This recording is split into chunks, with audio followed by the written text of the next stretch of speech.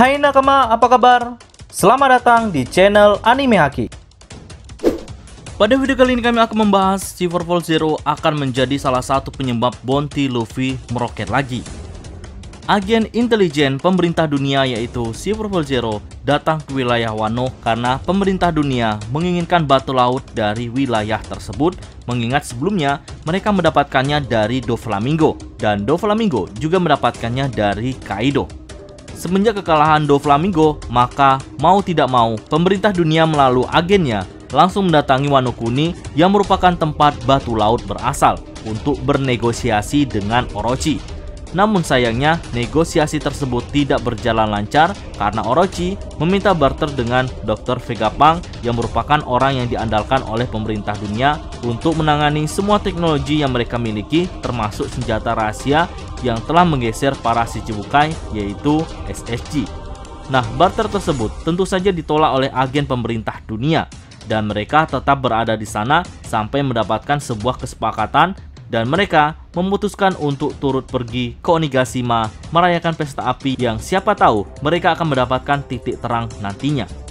Tapi apa yang terjadi di Onigashima yang awalnya direncanakan akan menjadi pesta hiburan namun kini berubah seketika menjadi medan pertempuran. Nah, lalu apa peran mereka dalam perang besar Onigashima ini? Mari kita bahas bersama-sama.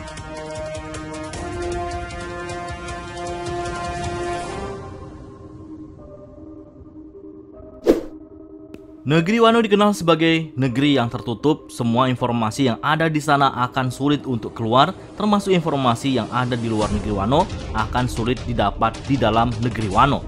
Karena sejak ratusan tahun lalu, negeri Wano memang sengaja ditutup agar mereka tetap aman dari ancaman yang berusaha untuk menguasai negeri Wano, termasuk pemerintah dunia sendiri. Dan wajar saja Wano Kuni tidak berafiliasi dengan pemerintah dunia. Nah, ada beberapa fan One Piece yang berteori awal-awal alur Wano, jika Luffy menang dalam pertempuran besar di Onigashima, maka bounty-nya tidak akan naik. Hal ini menurut mereka karena tidak ada wartawan maupun utusan dari pemerintah dunia. Namun, seiring berjalannya waktu, teori mereka terbantahkan dengan adanya agen pemerintah dunia yang masih tetap berada di sana. Dan di One Piece chapter 1003 lalu, mereka sedang asik bermain Go untuk melihat bagaimana hasil pertempuran yang sedang berlangsung saat ini. Namun, walaupun agen pemerintah dunia tidak ada, yang akan melaporkan kejadian di Onigashima adalah Diss Drake yang merupakan agen rahasia Angkatan Laut.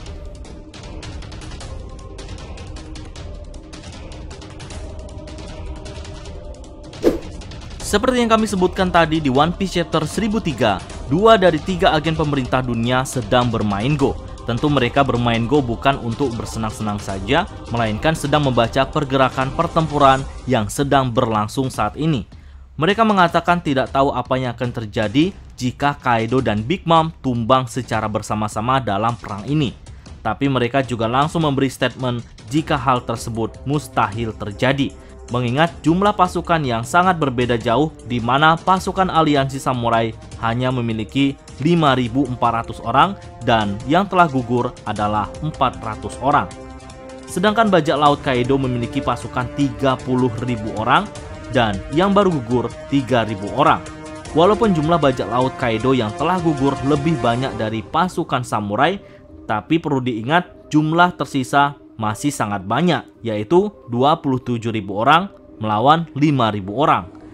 Tentu, secara logika, pertempuran semacam ini sudah bisa diprediksikan siapa pemenangnya, yaitu bajak laut Kaido.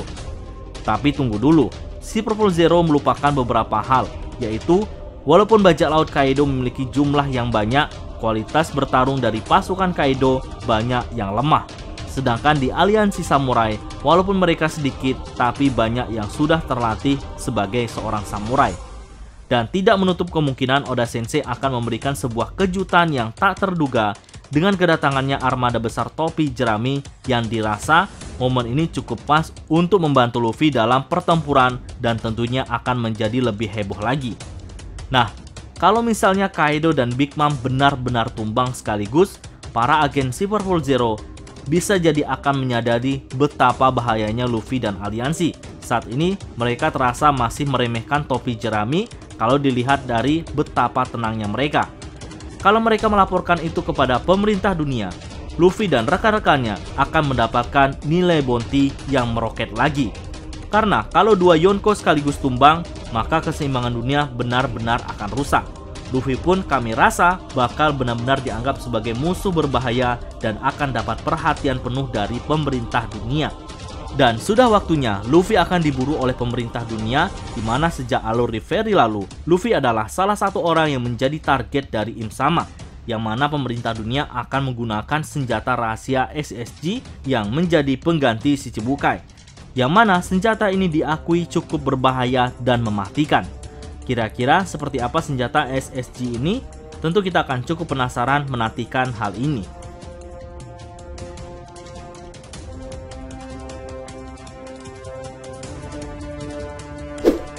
Agen pemerintah dunia di perang Onigashima ini awalnya benar-benar tidak akan bergerak.